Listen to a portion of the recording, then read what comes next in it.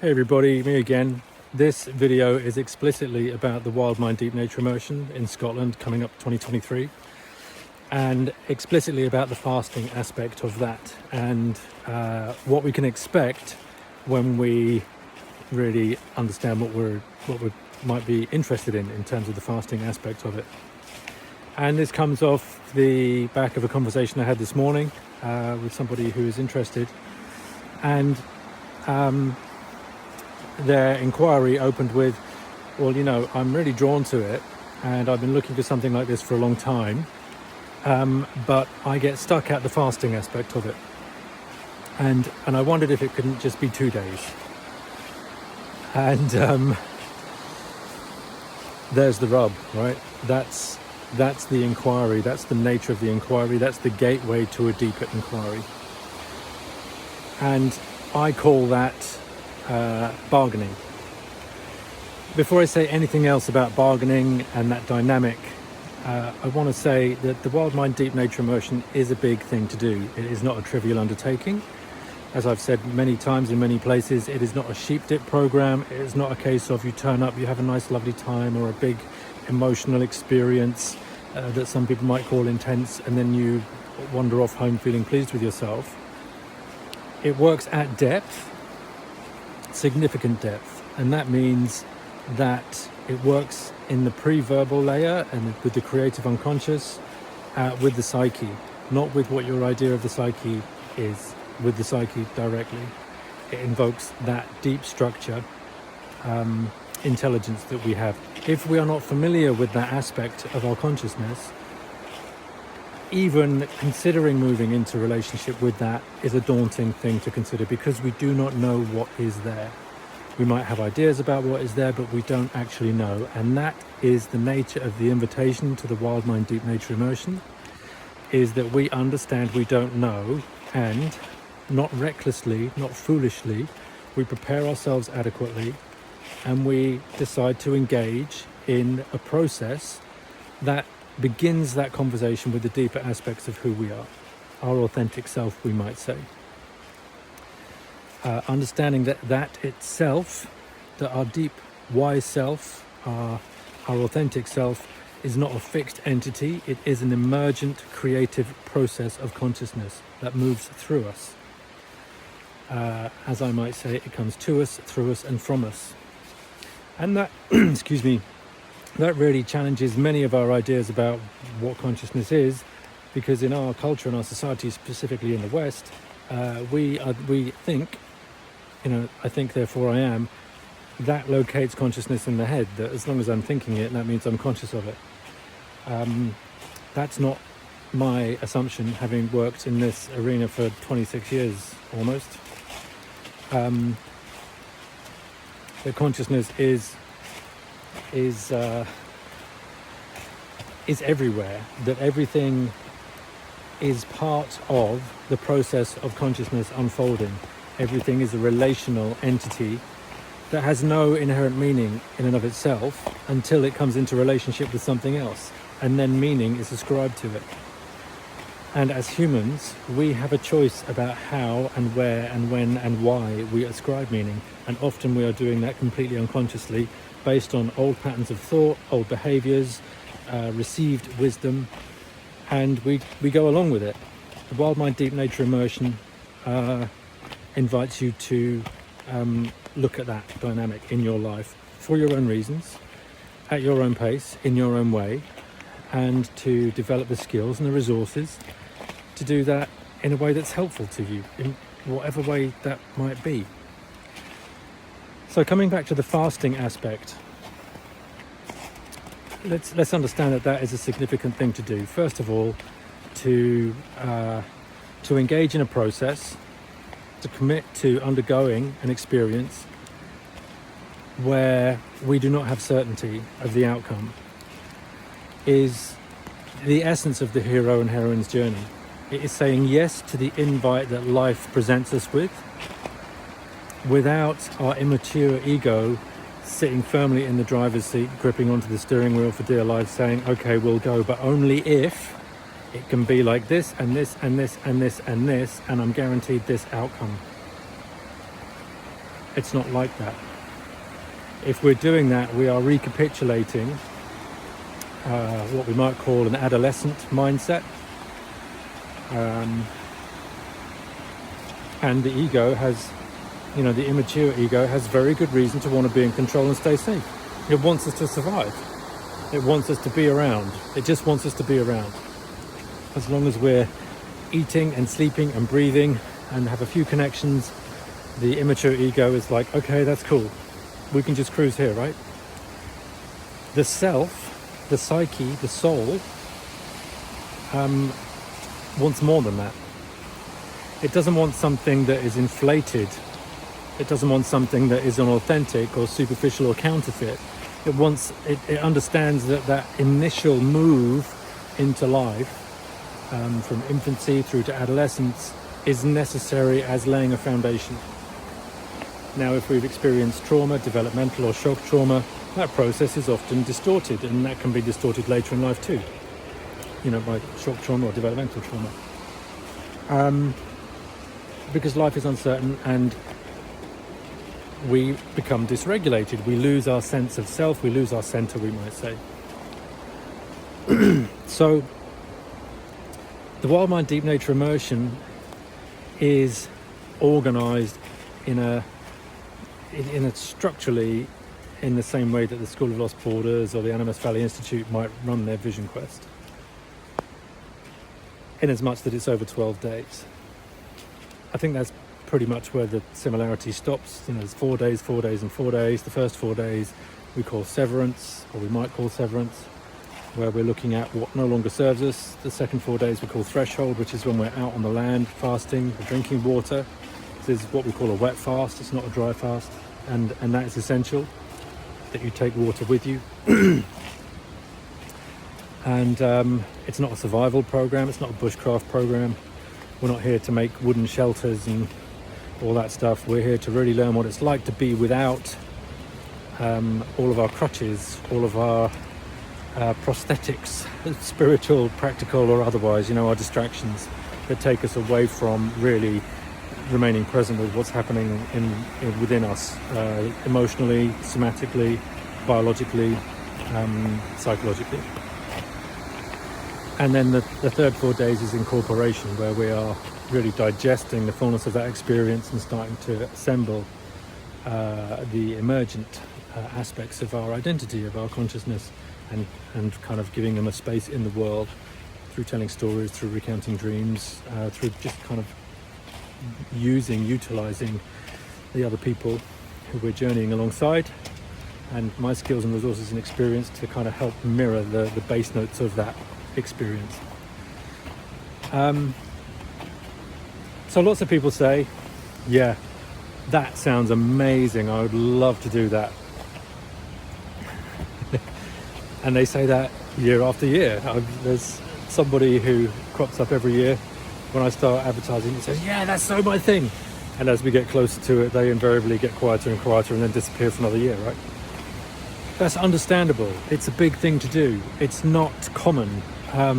It will give you insight and awareness that is uncommon. It will be difficult to talk about with people because they simply won't understand it until they've undergone the experience.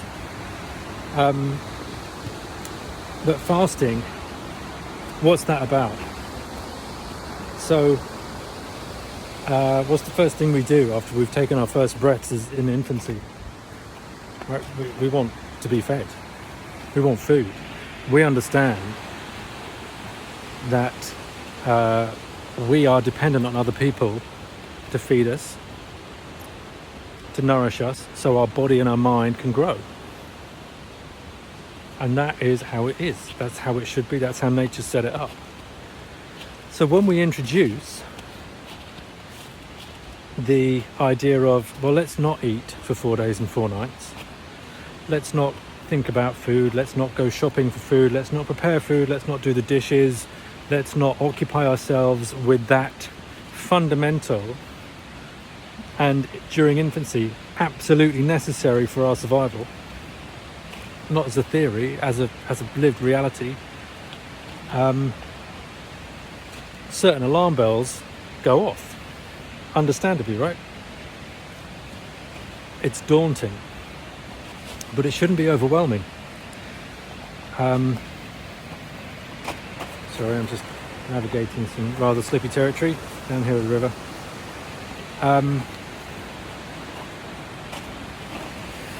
It shouldn't be overwhelming, it shouldn't paralyze us, it shouldn't stop us really being able to consider, well, what might be the benefit? Fasting for 4 days and 4 nights, physiologically, unless there are pre-existing medical conditions that would really stop that, and I can't actually think of any.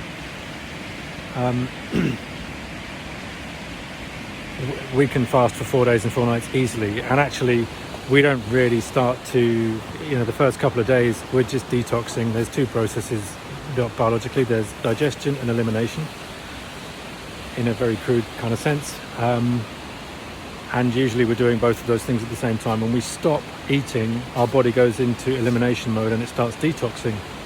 We enter ketosis, where we're not burning carbohydrates anymore, where we're kind of starting to burn fat reserves after about 48 hours, roughly. So there's no threat to our physiological survival. But what does happen when we stop eating is we realize how much time and energy we give to food, how fundamental that is to our everyday kind of routine and rhythm, and we're interrupting that, and we're choosing to interrupt that. We're choosing not to have that to do. Other side effects of not eating and also undergoing this kind of cleansing process is that we can, if we're detoxing, if we've been abusing alcohol, sugar, nicotine, caffeine, all of those things in the lead up, which I strongly suggest people do not do, is we're experiencing a detox. So we'll have headaches, we'll smell bad, we'll feel, we might have cramps, all kinds of kind of physiological things might happen. But they're not life-threatening, they're just our body going through a detox. The way that I encourage people to prepare for this is to get that out of the way first, so that your physiological system is burning clean, as I might say, that you're eating healthily, that you're being mindful around what you consume, how often you consume, how much you consume, so that you don't put your body into shock while you're out fasting, because that's not the idea. The idea is that you can really settle into yourself, that you can remain present to what is happening for you emotionally, psychologically and spiritually.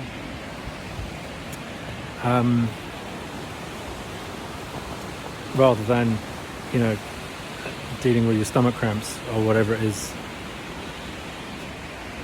But that process of, initial kind of wariness, apprehension, through to paralysis, through to actual dissociation,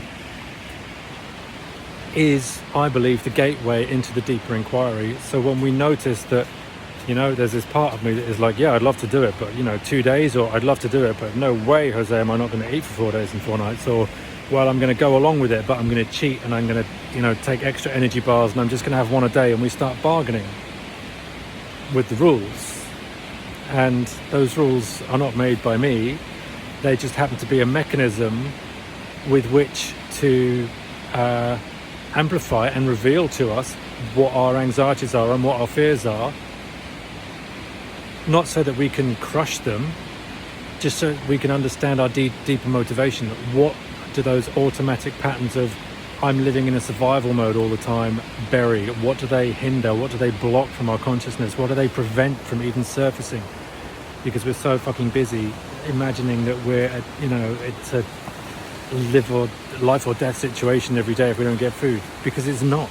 It's absolutely not. So I'll give you a couple of examples of how strong that is.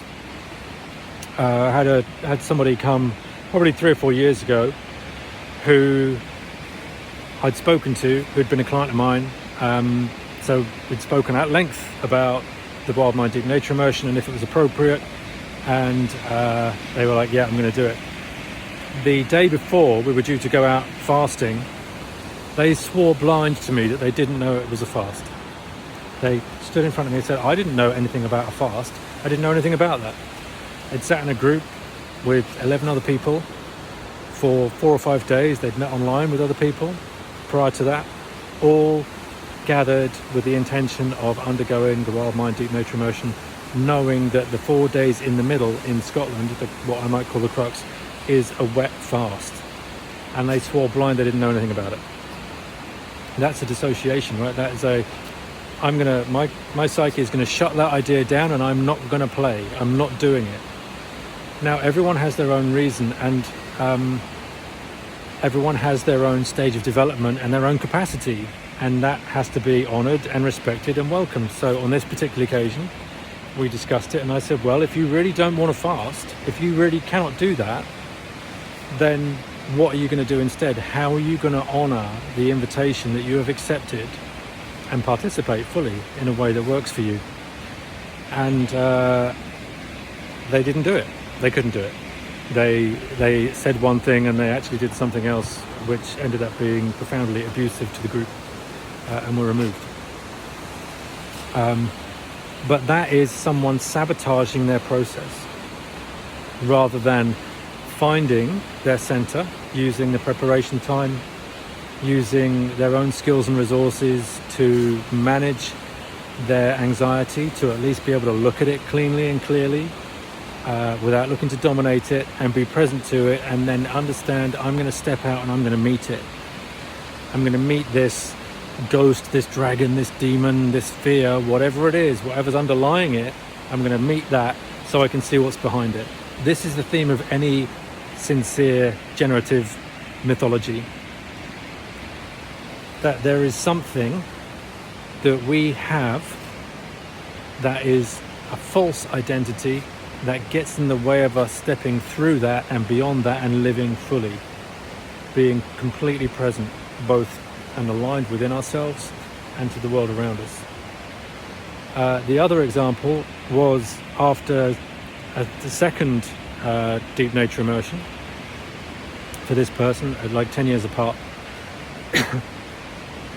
They came back. They had a really powerful, an incredibly profound experience. You know, they had a lot of stuff to work through to get there in a good way, and they did that. They really honoured the invitation, really accepted it fully, and met quite a lot of trauma responses, and then went out fasting, and had what I would say would be an incredibly powerful experience that continues to nourish their life a couple of years down the line. On the second or third day, having come back from the fast, there was a certain issue around time. You know, we're in a certain part of the process there where we need to be very respectful around time, to make sure everybody has what they need in order to really settle in and settle down and start integrating the experience. And so a couple of people ran off to the store to get some food in a free period, understanding that they had to be back by a certain time so they could prepare some food, eat, and then we could carry on. And they basically spaced out, and they went off, and they came back much later than they had said they would. And so we were about to start the program and carry on, and they were like, well, no, we've got to eat. We've got to eat. We can't do that if we're not eating.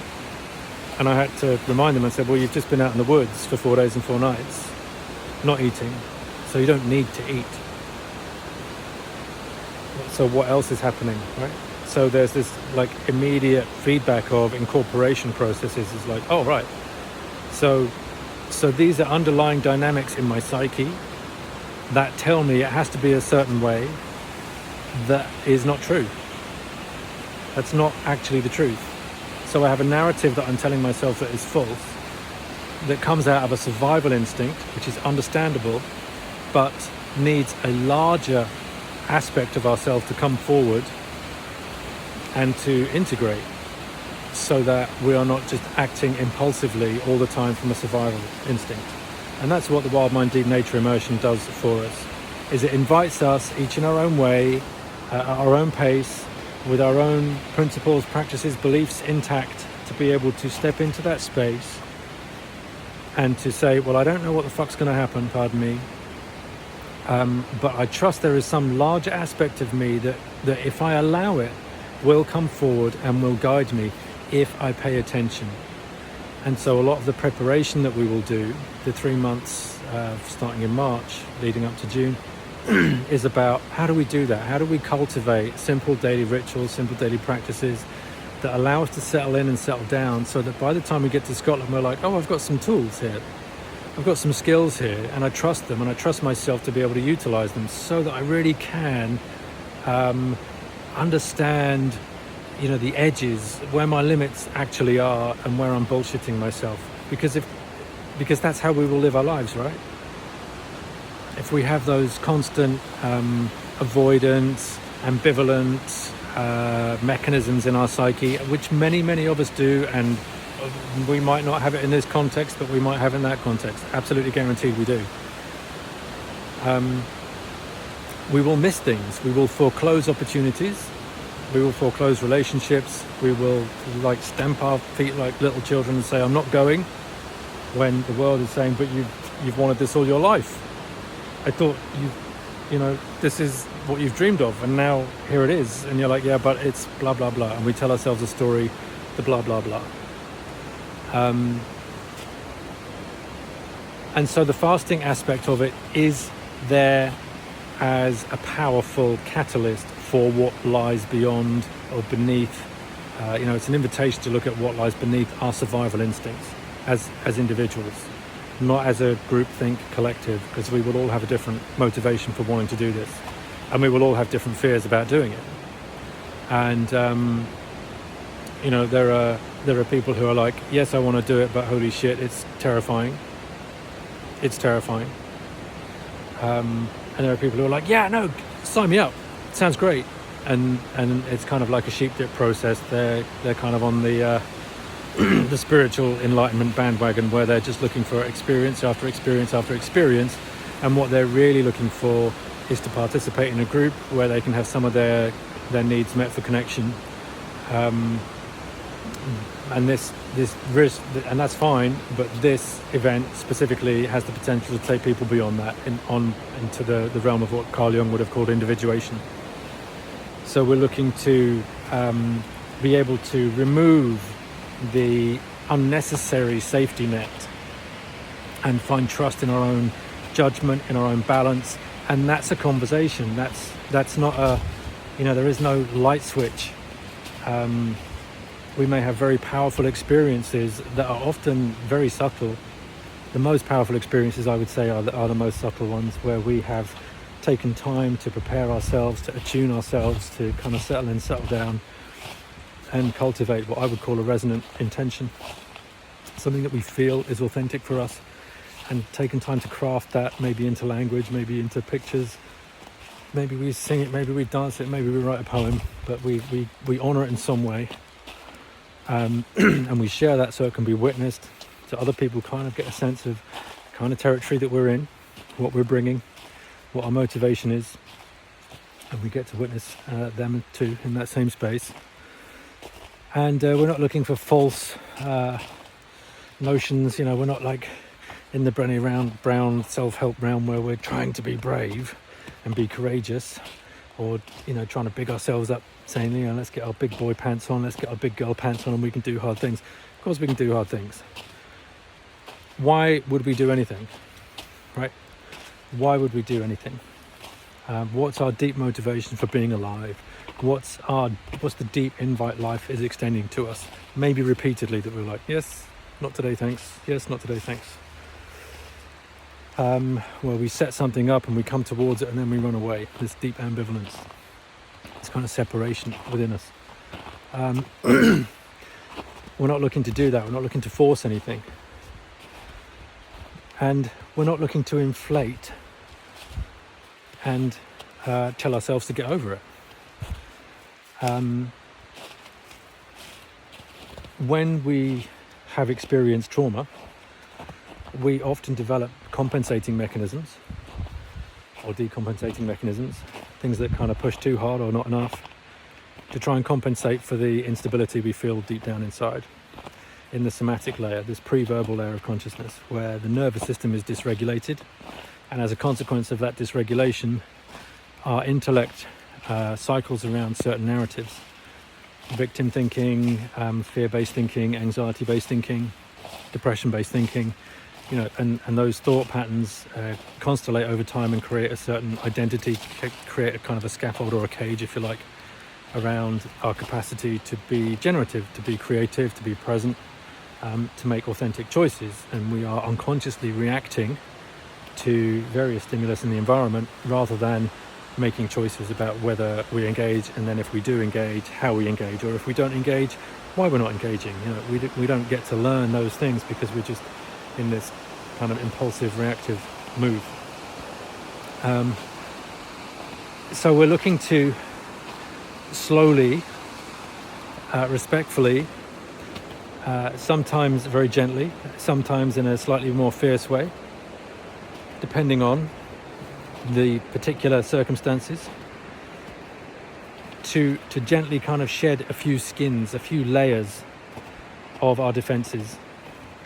And whilst we're doing that, to cultivate the appropriate level of skill, an appropriate level of insight, so that we can embody. And that means that we're not having to tell ourselves, I'm this person, therefore I can do that. It's not an intellectual process anymore. It is coming from the felt sense, and it is as if our center of gravity has relocated from being between our ears to being in our belly. We feel grounded, we feel centered, we feel present, and we feel open, and as if the world is full of potential that we can utilize, again respectfully, and harness in service to our goals and our dreams and our hopes and our longings. And I don't mean longings in that kind of cheap, superficial desire way where we're actually just acting out and projecting, I'm going to get that, and then when I've got that, then I'll be okay. It's not that. It's these deep, authentic desires. For me to be whole as a person, I need to honor this part of myself. And how am I going to do that? For me to be fulfilled in this life, not just talking about ideas of meaning and purpose. The consequences of living a meaningful and purposeful life is that we are fulfilled. Knowing that we are fulfilled. Knowing that the world is abundant. Knowing that everything is here that we will ever need. We don't have to project it off into the ether. We can come into direct contact with those deep archetypal resources that reside within us. We can harness them. We can direct them.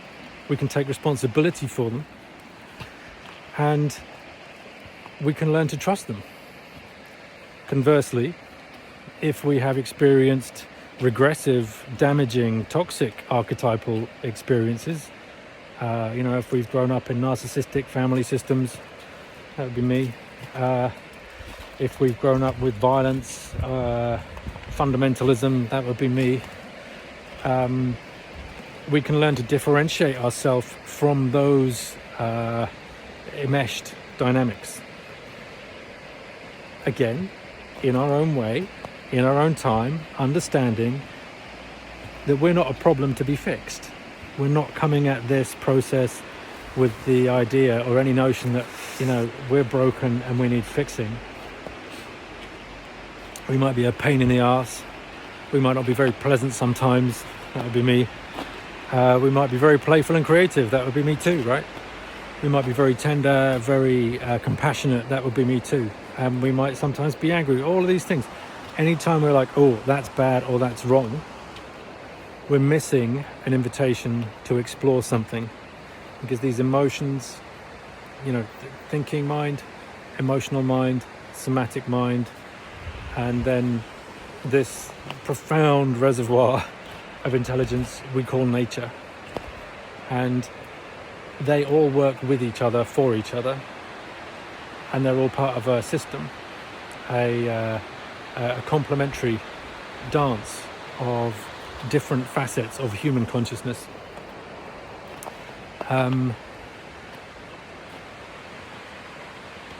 We're looking to engage in that way, and so we're not looking to make them all into one amorphous blob. We're not looking to be one with everything. We're looking to understand we have a place here, we have a part to play here, we have certain gifts, certain talents, certain challenges, certain limitations, and some of those we should gracefully accept, and some of those we should absolutely refuse to play ball with and move beyond them, integrate them and move beyond them. So we're looking for this idea of multiple layers of complementary energies, identities, senses of the world that play well together, that can honor each other and respect each other, and that from this rich diversity of the different parts of our personalities, you know, the bits that we've outgrown, the behaviors, the habits, the bullshit we tell ourselves, the stories that just aren't true anymore, may have been true one time but not true anymore. How do we start to integrate? And that doesn't mean, as I say, to kind of mush them all into one big ball. You know, we talk about the immature lover archetype as being the urge to merge. It just wants to lose itself in the larger experience rather than be in relationship with a larger experience and therefore learn something and enlarge ourselves through that relationship. Radically different ideas. You know, my better half, this is the common culture. Listen to any most popular music, and it has that theme of this, you know, what we call codependency, that like, I can't live without you, that somehow I'm lacking, and until I get this thing that's out there, I won't be whole. This is coming from the other end of that spectrum. It's like, no, we're creating our experience 24/7, 365 for as many years as you live. No getting away from it. How consciously we do that is an invitation, and some people accept that invitation. It's a fierce invitation, and we have to pace ourselves and understand it's a long game. It's not a sprint. We have to learn patience, we have to learn self-acceptance, we have to learn humility, and we have to learn how powerful we are, and to really honor that power, and to harness our courage, and all of these, I don't want to wax lyrical too much about that kind of stuff, because when we're in it, when we're actually doing that work, those words are meaningless. They're meaningless. They don't mean anything, because they're not the direct experience that we're having. But I think you appreciate and understand the kind of direction that I'm pointing. Is we're here to take responsibility, and if we're always pressing the eject button from a survival, impulsive perspective, we don't stand a chance. And right now the world has many challenges, and it needs people who are courageous, but who are present, who are not just gung-ho and being in that superficial kind of heroic way where they're trying to prove something to everybody, where they're really able to settle in, settle down, and attune to what is right within them, what is necessary within them, and then start to slowly make choices and influence the world around them in small ways that might grow into larger ways, and they might not. But that's really the journey. So yeah, I'd love to do it, but couldn't it just be 2 days? It's a great question, but no. The reason for that is that it's only after 2 days that we've kind of done sufficient detox that we actually start to feel our energy coming back and feel a sense of clarity and presence, because our body isn't detoxing anymore. We haven't got loads of, stuff floating around in our brains.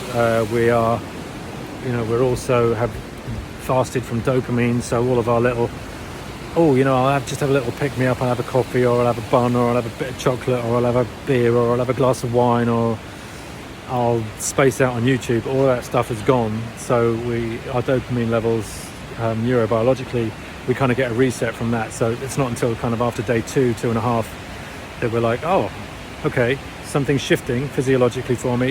I feel clearer, I feel more present, and right, okay, now why was I here again? We're not dealing with the elimination process and the detox process, the psychological aspect of that. We are able to be present to what we are actually needing to be present to in a useful, in a resourceful way.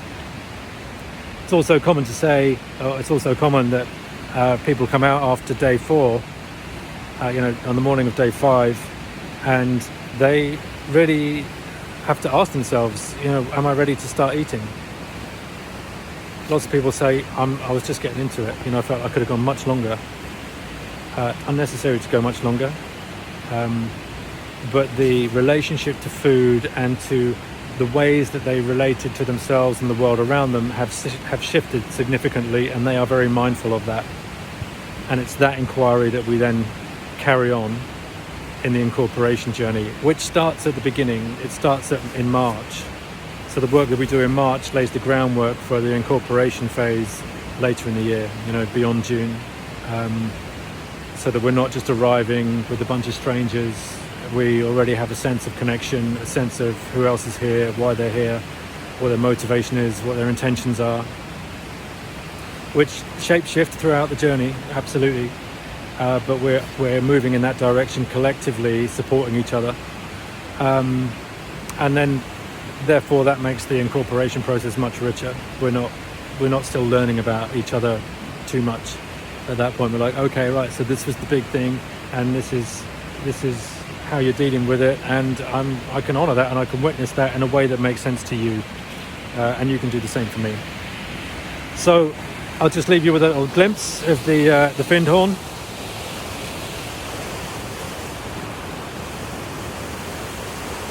And this river flows directly out to the bay, and we'll be crossing the bay at some point to go out to the fasting grounds, as I call them, out in the forest. We'll be taking that boat trip across the bay, just a short one, a few minutes, but significant, between the world that we knew and this threshold passage space that asks a lot of us but gives a lot to us, and then bringing that back and taking it out to live it in the world. Anyway, that's me for today. Thanks for watching, and I also want to say, if you have any questions, connect at pauljhowell.com. The interest this year has been higher than it has in other years. In the last week and a half, I've had 5 new inquiries, in addition to an ongoing 8 inquiries. So at the moment, there are about 15 application forms out, registration forms out with people, many of which I'm expecting to get back by the end of this week. If you are interested, please don't hang around. I expect the program to be full and kind of signed off by the end of January. And please, if you've asked me 3 or 4 times in previous years for registration packs and for conversations, hand on heart, whilst I am offering this and would like everybody, I think it should be mandatory. Might be a bit biased, but it makes such a positive difference to people. If you have a pattern of coming to the edge and then going away, please be mindful of my time, because while I want to engage and I want to extend the invite to as many people as possible, I also don't want to play a game. I don't want to act out ambivalence with people. It's a big thing. It's a very grown-up thing. It's a very mature thing to do. Yes, there are moments where it will be scary. Yes, there are moments where you will be unsure. That's the idea, so that we learn to tolerate uncertainty, to remain present to ourselves in an embodied way, trusting our resources even if they're not immediately to hand, so that we can move forward in a conscious way. Not that all of a sudden we're going to become saints, because we sure as hell aren't. But so that we can be authentic, so that we can be grounded, so that we can be present, so that we can appreciate what we've got and appreciate who we are, and the profound invitation that we have already been gifted to be alive on this beautiful planet. So yeah, I look forward to hearing from you, and to having serious conversations about a serious event. And I look forward to hopefully meeting some of you in the not too distant future. Okay, wishing you all a very happy and fulfilling 2023.